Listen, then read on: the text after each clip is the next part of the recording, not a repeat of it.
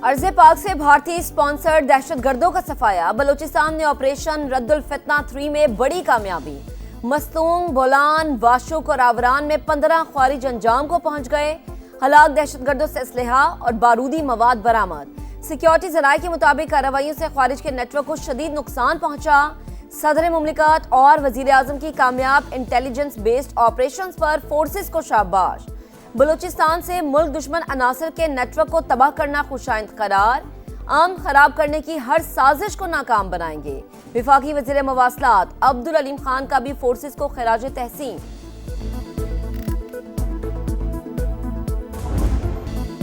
मीर रजा case की तहकीकात में नया मोड़। अगवा का केस कत्ल के मुकदमे में तब्दील। दफा 302 शामिल। कब्र कुशायर पोस्टमार्टम रिपोर्ट के बाद नई दफा शामिल की गई।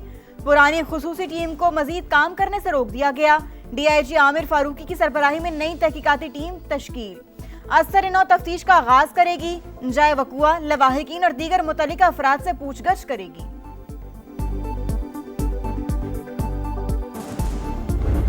कराची के नौजवान ताजिर मीर रजा को गोली पीछे से लगी। कमर से पसलियों को चीरते हुए सीने से बाहर निकली। दूसरे पोस्टमार्टम की इब्तदाई रिपोर्ट में पुलिस के खोखले दावों का पोल खुल गया। नौजवान पर तशद्दुद की तस्दीक। जबड़े पर चोट और जख्म मौजूद। जिस्म के निचले हिस्से पर खून के धब्बे और पांव पर गोली के निशान भी मिले।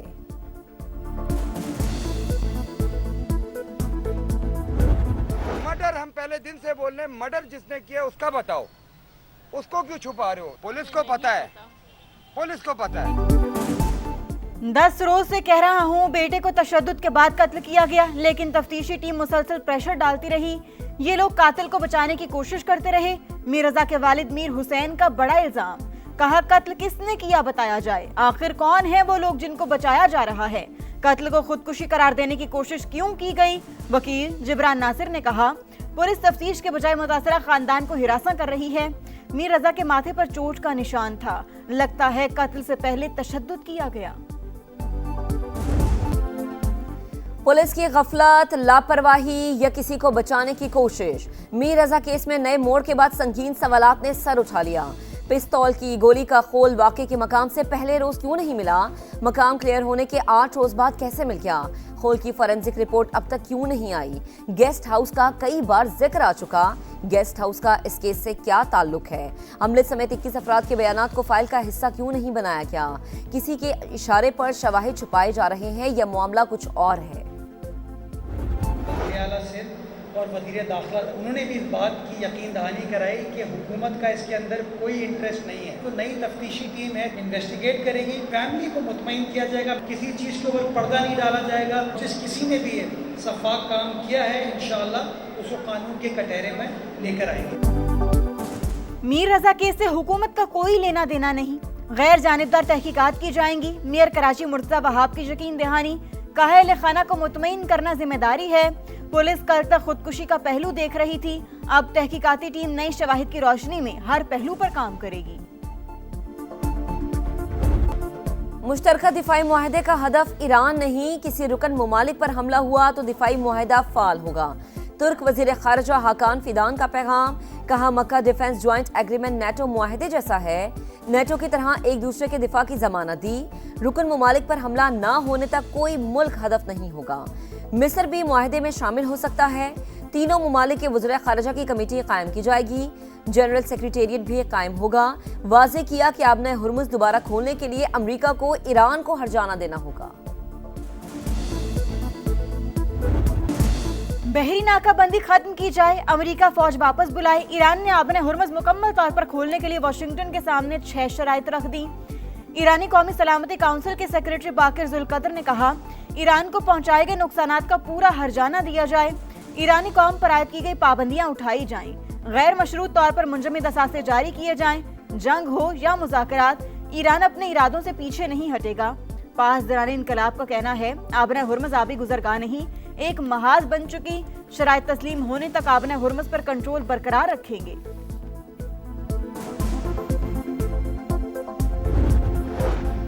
जब तक अमेरिका मुफाहमती याददाश्त की खिलाफ वर्जियां बंद नहीं करता, मुज़ाकरात शुरू नहीं होंगे। ईरानी वज़ीर ख़ारिजा का दो टुक पैगाम, कहा वाशिंगटन के साथ बराह रास्त बातचीत नहीं हो रही, सिर्फ सालिसों के जरिए पैगामात का तबादला जारी है। ओमान से मिलकर आपने हुर्मुज़ में नए रास्ते बनाएंगे। तमाम तर दबाव के बावजूद मज़ाहमत के लिए पुरज़्म है। अजीम शहदा के खून को भूलेंगे ना ही मुआफ़ किया जाएगा। तर्जुमान ईरानी फौज ब्रिगेडियर जनरल मोहम्मद अकरामीनिया का कहना है, आबी गुजरगाह की नई सूरत हाल नजरअंदाज करने पर दुश्मन को भारी कीमत चुकाना होगी। मुल्क के दिफा के लिए आखिरी सांस तक जंग जारी रहेगी।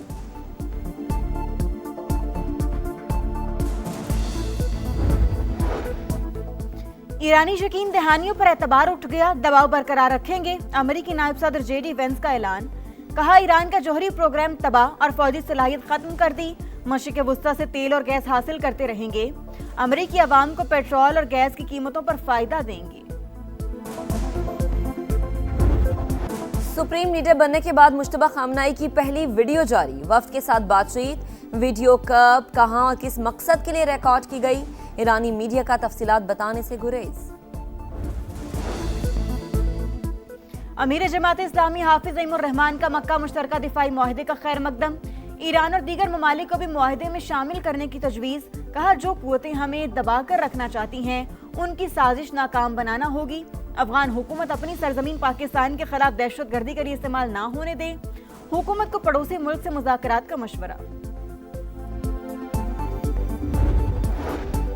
आलमी मंडी में पेट्रोल की कीमतें बरकरार रहीं तो 2 दिन में आवाम को अच्छी खबर आएगी। महदूद वसाइल के बावजूद हुकूमत रिलीफ दे रही है। वजीर पेट्रोलियम अली परवेज मलिक की मीडिया से गुफ्तगू, कहा पेट्रोल आज भी महंगा है लेकिन किल्लत कहीं नहीं।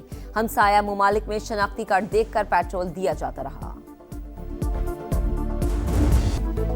आजाद कश्मीर इंतखाबात का तीसरा मरहला पूंछ डिवीजन के 4 हलकों में कल मैदान लगेगा। जिला बाग के 3 और हवेली के 1 हलके में वोटिंग शेड्यूल। पोलिंग के सामान की तरसील जारी।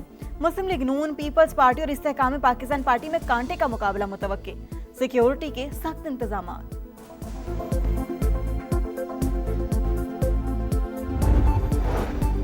लाहौर में बादल बरस पड़े। गुलबर्ग टाउनशिप, हरबंसपुरा समेत मुख्तलिफ इलाकों में बारिश। पंजाब, खैबर पख्तूनख्वा, बलूचिस्तान, गिलगित बल्तिस्तान और आज़ाद कश्मीर में मजीद बादल बरसने की पेशगोई। समड़ियाल में नाला एक का बंद टूट गया। भोपाल वाला के मकाम पर पानी आबादी में दाखिल।